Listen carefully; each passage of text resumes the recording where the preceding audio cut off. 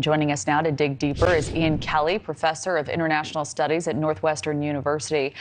So, Ian, let's start with Mike Pence's visit. What message is he sending to Russia and back here in the U.S. as well?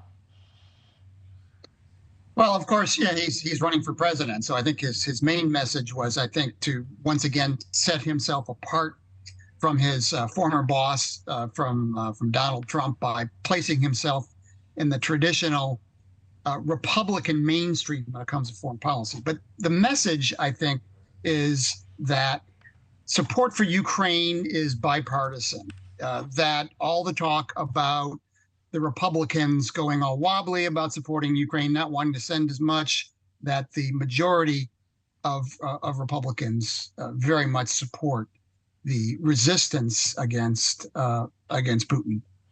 So what do you believe is the significance of these missing generals?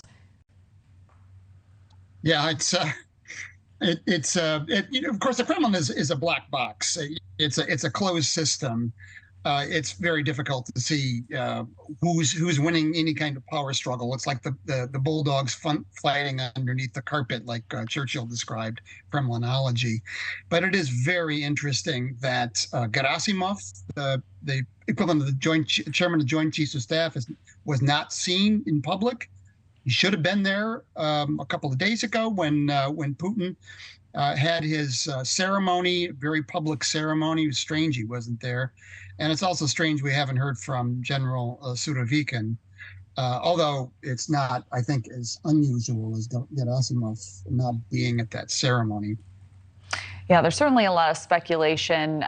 Feels a bit dubious. But looking back, was last weekend's failed mutiny a win or loss, do you believe, for President Putin? He's certainly taking advantage of the moment. On Wednesday, he was seen greeting crowds for the first time in years.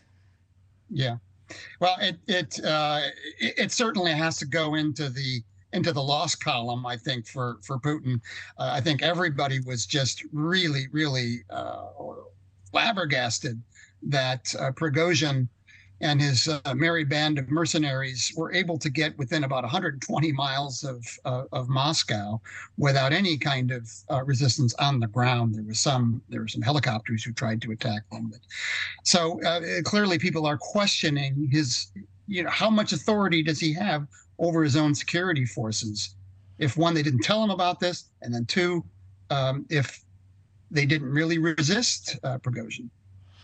So what impact do you believe that has on the war? Where do we stand now? What can we expect in the near future? Well, the morale of Russian soldiers in Ukraine is pretty low to begin with because of lack of resupply, lack of the kind of support that they need, and this can only, I think, drive down their morale even more. So, of course, it's very hard to predict how a war is going to go, but it certainly did not help the war effort in Ukraine. All right, Ian Kelly, thank you for joining us. We appreciate it. Thank you for watching. Go to newsnationnow.com to find News Nation on your television provider. And don't forget to click the red subscribe button below to get more of News Nation's fact-driven, unbiased coverage.